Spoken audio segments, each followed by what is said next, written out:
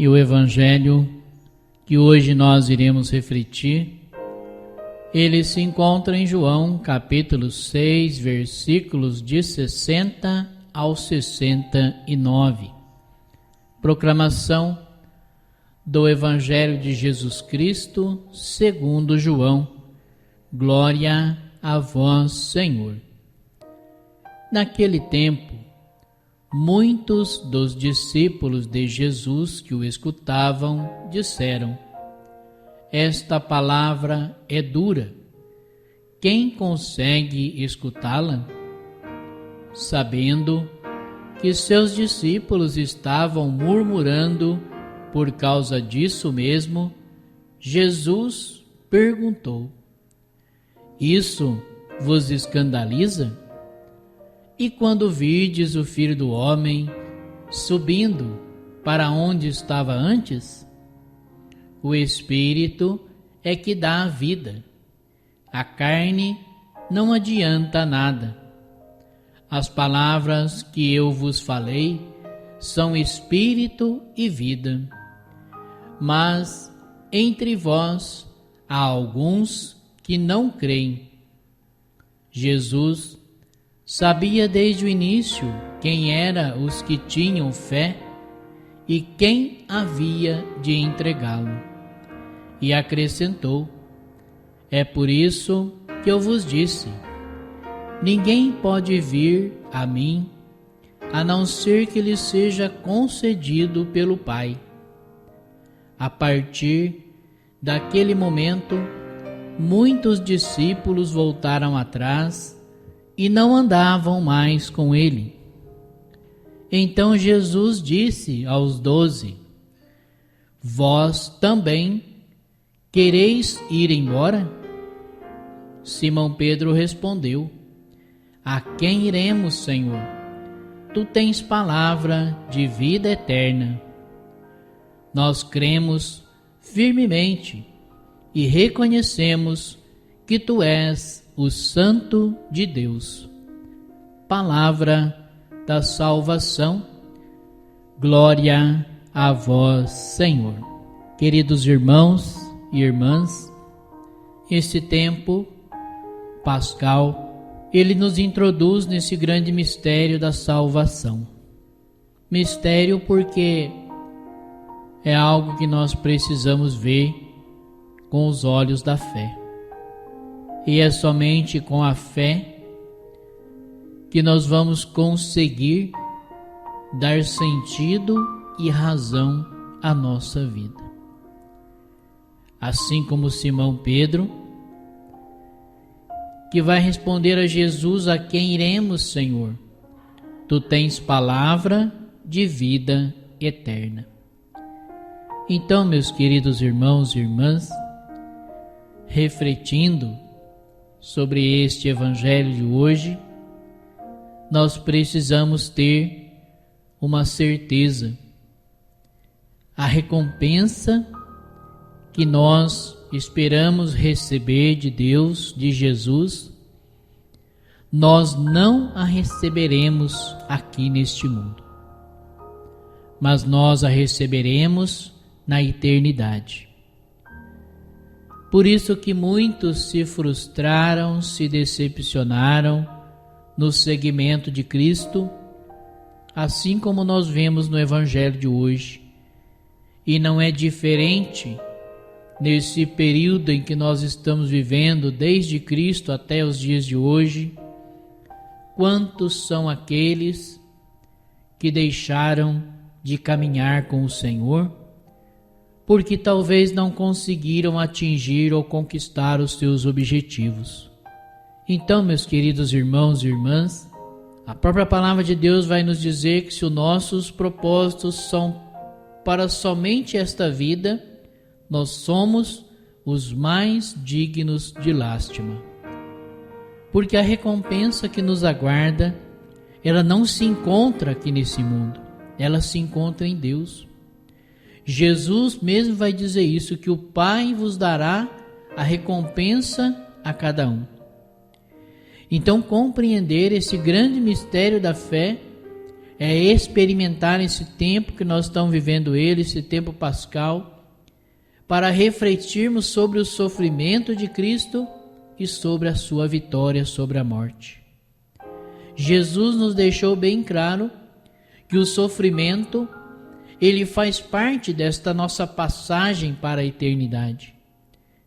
Jesus, sendo Filho de Deus, sendo ali o primogênito, o Filho unigênito do Pai, ele se sujeitou a passar pelo sofrimento, ele se sujeitou a passar pelo desprezo, pelo abandono, pela humilhação, para cumprir aquilo que ele havia sido designado a esse mundo a realizar, que é a minha e a sua salvação. Então nós também, amados irmãos e irmãs, para recebermos de Deus a recompensa, nós precisamos também nos sujeitarmos muitas vezes a muitas coisas que acontecem no nosso dia a dia. Então nós vamos ver que, diante da proposta de Jesus, cabe a cada um de nós tomarmos a nossa decisão. Nós podemos também ficar do lado daqueles que disseram para Jesus: olha, essas palavras são duras demais, quem pode aceitar isso? Nós vamos embora. Ou nós podemos ficar do lado de Pedro e dizermos também, primeiramente a nós mesmos: nós cremos firmemente, Senhor, e reconhecemos que Tu és o Santo de Deus, que Tu és aquele que veio para nos salvar. Então nós temos opção, amados irmãos e irmãs. O reino de Deus, ele não é uma imposição. O reino de Deus, ele é uma sugestão. O Senhor veio nos propor um caminho a ser seguido. Ele não veio impor, ele veio propor. Então, em nenhum momento nós vamos ver Jesus gritando, esbravejando por aqueles que deixaram de segui-lo, que foram embora. Pelo contrário, quando isso começou a acontecer, Jesus vai voltar-se para os seus discípulos. É isso que o Evangelho nos fala. Jesus voltou-se para os discípulos e disse a eles: vós também quereis ir embora? Então Jesus, em nenhum momento ele ficou ali insistindo, ele ficou mendigando ali muitas vezes carinho e atenção de alguém. Mas Jesus, ele queria fidelidade e obediência. Então a proposta, ela é livre. Assim como aqueles que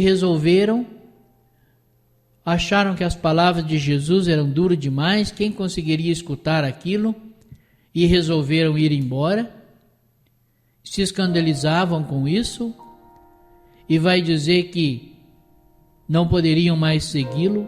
Mas Jesus, ele vai dizer o seguinte: Jesus, ele vai dizer que o Espírito é que dá a vida. A carne, ela não adianta de nada. Então Jesus vai dizer que as palavras que ele estava falando eram Espírito e vida.